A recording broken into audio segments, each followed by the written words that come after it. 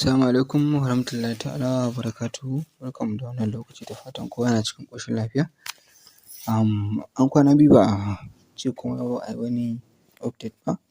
So wannan za mu yi shi akan abin da ya shafi yadda ake bincike ne akan wani platform da ake ce ma AVE.AI. So wani platform ne da ake bincike akan shi akan sabon tokens da kuma inda ake samun information akan tokens yana da matuƙar amfani. Duk da dai akwai platforms da yawa ba iya shi kaɗai ba ne. So amma zan ɗan fara da wannan shi platform ɗin kafin a zo sauran ɗai kuma yana da wasu features da yawa wanda sauran wasu platform irin waɗannan wanda ake reviewing token ba su da shi. Misali CoinGecko da CoinMarketCap dukansu su ma platform ne wanda ake reviewing na token a duba ingancin shi da legitimacy ɗin shi da sauran wasu abubuwa da ake dubawa. So shi ma yana ɗaya daga cikin waɗannan kamar yadda kake amfani da CoinMarketCap ko CoinGecko shi ma haka yake. Amma yana da wani irin added features da su ba su da shi. So da farko dai yanzu mutum yana buƙatar ya fara shiga cikin browser ɗin shi.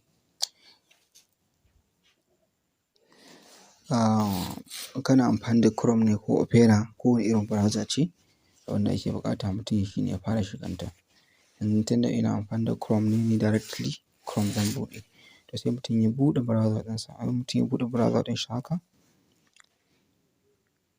to sai mutum ya yi searching wani new wannan tab. In mutum ya yi searching new tab kamar haka zai buɗe wa mutum kamar haka. So in mutum ya zo nan wurin searching ɗin nan abin da ya searching sai ya searching ɗin website www.ave.ai kamar yadda kuka gani ɗin nan. So zan ma yi zan rubuta shi website ɗin a jikin screenshot a jikin screen ɗin kuma zan ajiye shi a cikin video link ɗin wannan bidiyon. So sai mutum ya taɓa ya tafi ya searching directly ga nan yana searching.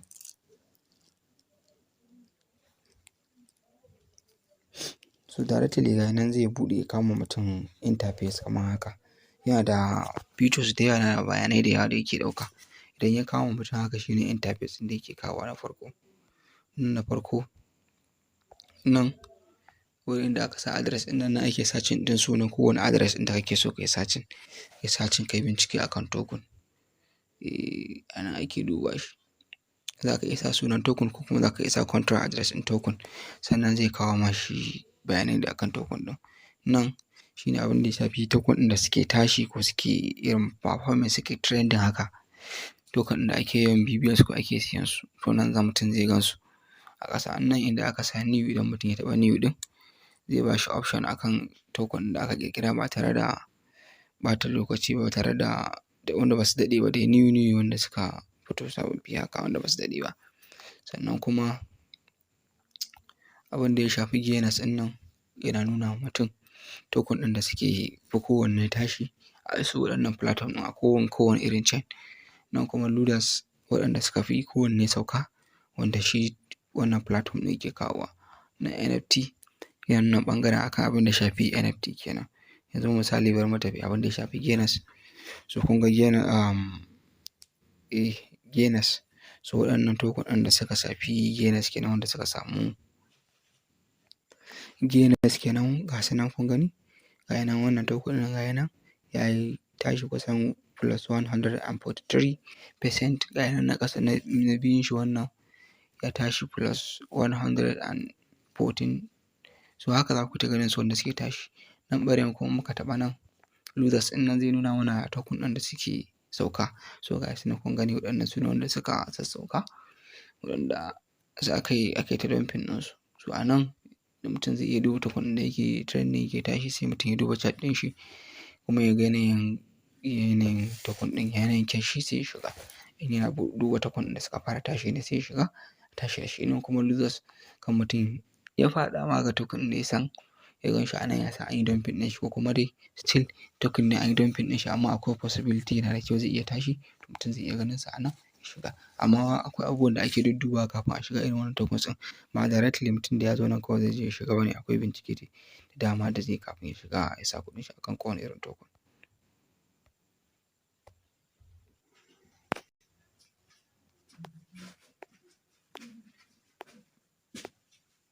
Nan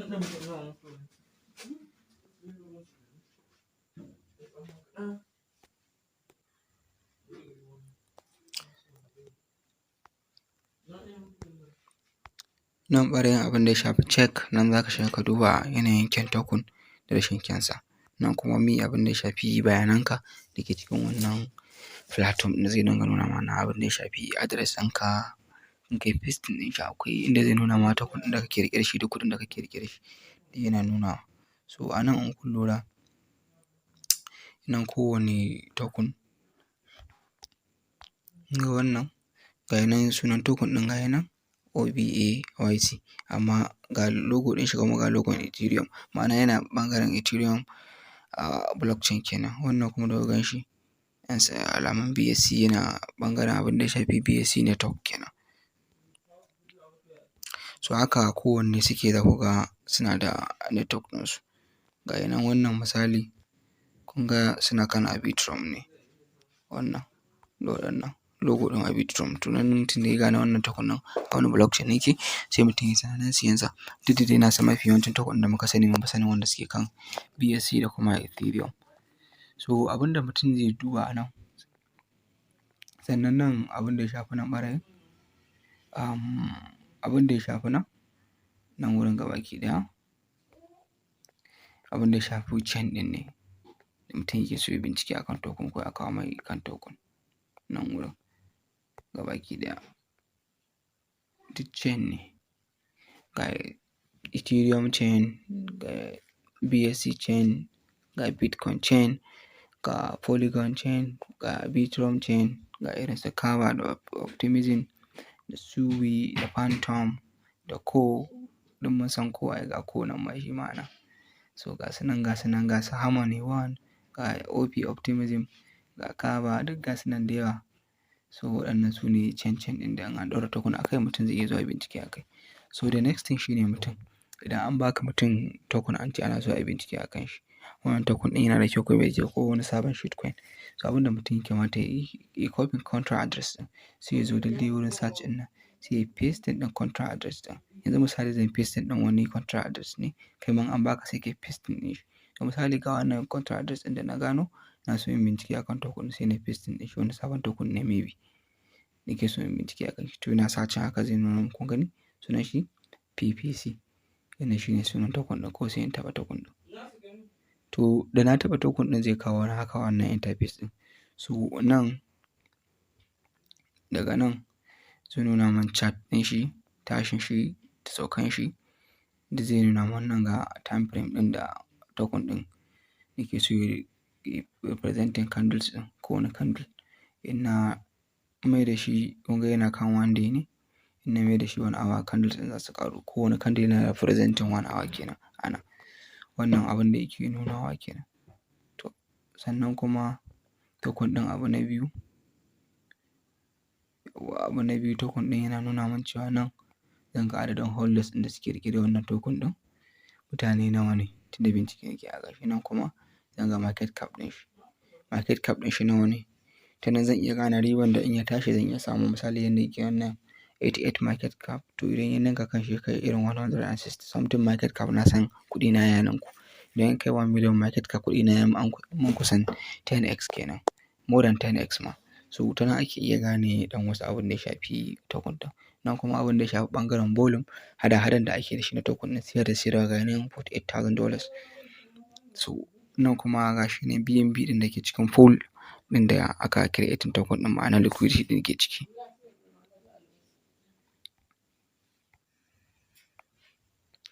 Nan kuma shi ne price ɗin token ɗin da token ɗin yake ɗauke da shi a yanzu. So abu na biyu idan ina so in sa wannan token ɗin a cikin matsayin favorite ɗina wanda duk in na shigo ko directly na shigo site ɗin nan in dinga duba bidiyon shi ina kallon performance ɗin shi, tashin shi da saukan shi. Ko sai in zo wurin star ɗin nan sai in taɓa shi. Yanzu bari mu ƙoda in taɓa shi mu sa shi a matsayin favorite ɗin mu ku gani za ku gan shi a wurin. To kafin mutum ya kai ga wannan ɓangaren wanda zai sa shi a matsayin favorite ɗin shi ana da buƙatar mutum ya yi mene ya connecting ɗin wallet ɗin shi da wannan site ɗin. To abin da yadda ake connecting wallet site da wannan site ɗin mutum zai zo inda aka taɓa inda aka sa wannan me ɗin. me ɗin nan ga ta nan a ƙasa, sai mutum ya taɓa ta. In mutum ya taɓa inda aka sa me ɗin nan zai kawo shi nan. Idan ya kawo shi nan sai ya zo nan inda aka sa wallet connect, sai mutum ya taɓa shi. So nan ya nuna mai inda zai sa address ɗin shi na BSC. BSC ga nan network BSC. Idan Ethereum ne sai ya taɓa nan, sai ya zaɓi Ethereum.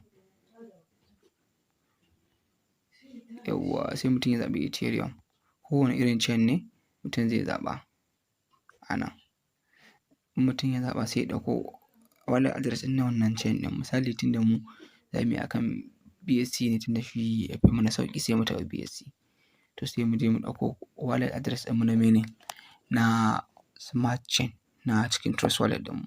Yanzu bari mu tafi cikin Trust wallet ɗinmu, sai mu searching ɗinta, sai mu ɗauko BNB wallet address.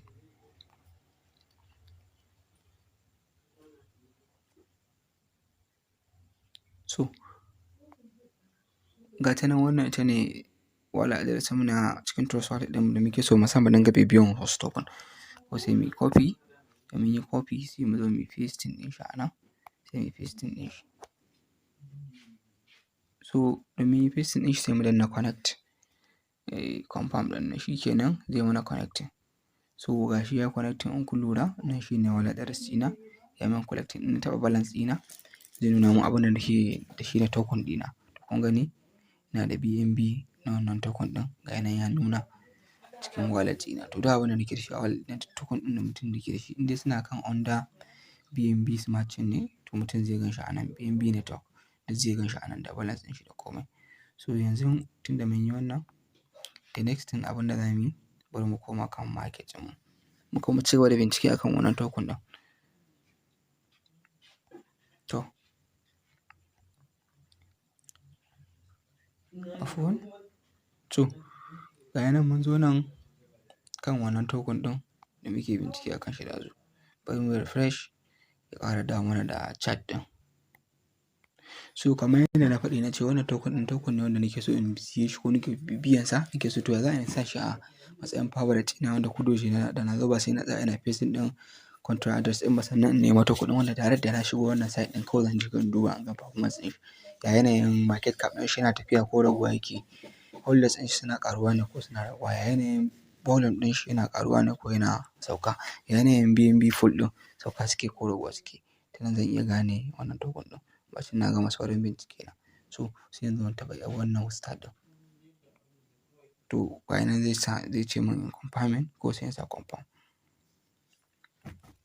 So ga nan ya ce successful.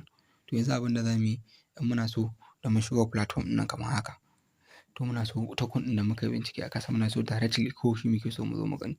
Ko sai mutum ya zo ya taɓa nan wurin inda aka sa favorite ɗin nan, ko sai ya taɓa shi. To directly zai loading ɗin. To kun ga wannan PPC ɗin ko? Pepsi. Shi ne muka sa a matsayin token ɗin da muke son bincike a kansa. Ko mu dinga bibiya. To da na zo directly da na shigo nan favorite ɗin nan zan gansa a nan. Ko wanda zan dinga bibiyarsa ba tare da na tsaya ina pasting contract ɗinsa ba ina shan wahala. To directly ko sai in taɓa shi in je in ga yanayin token ɗin. Sauka yake ko hawa yake ko me yake directly.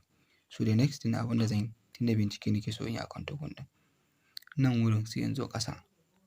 Nan wurin. To duk trade ɗin da ke faruwa akan wannan token ɗin zan dinga ganin shi a nan. Duk masu siya da masu siyarwa zai dinga ganin transaction ɗinsu a nan. Ga amount ɗin da suke siya na dala, ga amount ɗin token ɗin da ake ba su, ga time ɗin da suke siye, ga price ɗin da suke siye, ga wallet address ɗinsu da suka siya waɗannan mutanen. Nan ɓarayin liquidity ne, liquidity da aka ɗaura ma wannan shi token ɗin. So nan ɓangaren holders ne, duk holders ɗin da suke kan wannan token ɗin ga su nan. Suna ga su 1,114 zan gansu a wurin. Sannan nan ɓangaren in na siya token ɗin na sa kuɗina a kai, zan taɓa wurin money ɗin nan. In nayi connecting ɗin shi da wallet address ɗina. In dai da wannan na siya to zan ga ya nuna mun haka. Sannan a ƙasa zai nuna mun address ɗin da mutane suke siya, ga adadin mutanen da suke siyan token ɗin, ga adadin mutanen da suke siyarwa, ga mutanen da suka siya na yau wanda ya fi kowanne siya da yawa. Nan sellers wanda suka fi kowanne siyarwa da yawa, wanda ya fi kowanne siyarwa. Duk masu siyarwa ne amma wannan na farkon ya fi kowanne yawan cire kuɗi a cikin token ɗin. Wannan kuma na farkon a nan wurin masu siye nan ya fi kowanne sa kuɗin shi akan wannan token ɗin. So the next thing mutum abin da zai yi ya shigo nan mai ɗin nan in na siya token ɗin ta nan zan dinga tracking ɗin shi nan yawwa nan zai nuna min price ɗin da na siya token ɗin nan amount ɗin da nake riƙe da shi nan dalilin da na sa mai a nan zan ga token ɗin da sunan shi da profit ɗin da nake in loss ma nake komai ma me indai na siya token ɗin zan gani akan wannan token ɗin. So nan kuma inda aka sa intro ɗin nan in mutum ya taɓa shi zai ba shi bayanai akan wannan token ɗin ne. Ta nan mutum zai samu website ɗinsu da ɗan bayanai ɗan kaɗan akan abin da ya shafi shi token ɗin da kuma social media handle ɗinsu abin da ya shafi Telegram ɗinsu ko kuma Twitter ɗinsu dan ta nan ake samun information da kuma announcement. To sai mutum ya taɓa shi. So ga ya nan ɗan brief information akan token ɗin. Mutum zai samu ga ya nan token ɗin ga sunan shi ga total supply ɗin shi ga ɗan token information ɗan bayanan da token ɗin dalilin da ya sa aka ƙirƙiri token ɗin. Ga token ɗin suna da website ɗinsu nan official link. Da na shiga zan shiga website ɗinsu ne nan kuma Telegram ɗinsu ne da zan shiga ina da wani tambaya ko abin da nake so in bincike akai zan iya shiga. Nan Twitter ɗinsu ne ina so in ga wani bincike da wani abu directly zan shiga. So ta nan mutum zai gane idan mutum yana buƙatar Twitter handle ɗin token da ya shigo ya yi searching ba sai ya tsaya yana tambaya a group ba ko dai Twitter ya yi searching zai iya shiga na scammers a scamming ɗin shi da directly da ya zo nan zai samu legit information a nan. Da ya taɓa nan Telegram zai shiga Telegram ɗinsu ga website ɗinsu ta nan zai samu information sosai akan token ɗin. Ta nan zai samu token ɗin yana kan white paper ɗin shi ta nan zai iya gani. So after that mutum ya shigo nan abin da ya shafi bincike akan token ɗin kuma to da mutum ya zo akan token ɗin haka nan ɓangaren check sai mutum ya taɓa shi nan mutum zai yi bincike akan contract address ɗin gashi check. So a nan sai mutum ya yi pasting ɗin contract address ɗin token ɗin da aka ba shi a nan. Nan zai nuna mai score ɗin shi nan score ne zai nuna ma. Idan ya yi score haka ma'ana token ɗin yana da kyau. Idan ya tsaya haka token ɗin sai a hankula akwai risk sosai sannan zai faɗa ma matsalolin wannan token ɗin. To za mu ɗauki ɗaya a matsayin example yadda za mu gane yadda abin yake. Bari mu ɗauki contract address ɗin PPC ɗin nan sai mu pasting ɗin shi a wurin ko ga me zai ba mu result ɗin. Sai mu pasting ɗin shi haka. Haka kowane token ne kuka ɗauko shi kuna so ku yi bincike akan shi ko wani sabo aka ba ku ku yi bincike akan ku. To kuna so ku gane contract ɗin is it verified ko bai verified ba to nan sai ta nan ake ganewa sai mutum ya taɓa check ɗin nan. So after that ga nan yana nunawa yana checking. So ga nan ya gama checking ɗin ga score ɗin da ya bamu. Nan ga contract address ɗin gashi ya nuna mana wannan token ɗin wanda yake creating ɗin shi yayi owner announce mun gane yayi owner announce bai da dama ya zo ya aikata wani abun da bai kamata ba akan token ɗin. Sannan nan ya nuna mana 55 score ɗin kaga bai samu 100 ba ko sami 80 ba ma'ana akwai risk kenan a ciki. 50-50 za a iya samun risk za a iya samun kuma profit amma ba shi zai hana a samu profit ba wannan dai. Amma dai yana nuna ma dai akwai problem kuma in kun ga ya yi score ɗin ya zama less to akwai dalili ne misali yanzu ga nan buy tax da sell tax in mutum zai sayar za a caje shi 10% da kuma in zai sayar za a caje shi 10%. Wannan shine problem ɗin da shi wannan token ɗin ke ɗauke da shi. Sannan in muka zo nan wasu abubuwa ne da shi token ɗin shi wannan site ɗin ya mana bincike akai. Wanda yake developer ne kuma zai iya fahimtar wannan abubuwan kuma yanzu in tsaya in ce sai na tsaya na yi binciken na yi bayani akan waɗannan abubuwan ga su nan kowanne yana da ma'anar shi da abin da yake ɗauka yana da matuƙar ɗaukar lokaci dai. Amma dai abin da ake so a nan in mutum ya shigo nan kamar yadda kuka ga green ɗin nan ya kasance babu inda ya samu red sannan ya kasance kowanne daga cikinsu waɗannan ɗin da aka nuna mana su ya kasance ku lura da wannan honey pot ɗin nan inda aka ce there is honey pot a token mutum ya siye shi ma'ana token ɗin za a iya yin sai da shi. Ka siya amma ba za ka iya siyarwa ba. So kun ga wannan an ce does not look like honey pot sannan kuma bai da honey pot sannan kuma contract address ɗin shi is open source kowa zai iya shiga ya duba ga contract ɗin me aka sa a ciki ba a wani bai ɗauke da wani malicious code sannan kuma wannan no whitelist ɗin whitelist ɗin yana nufin token ɗin da wallet ɗin da za a barin su kawai su siya. Sannan no blacklist a ce wallet ɗin da za a hana su siyarwa. So wannan duk shi ne abin da yake magana akai. So wannan cannot mint ɗin nan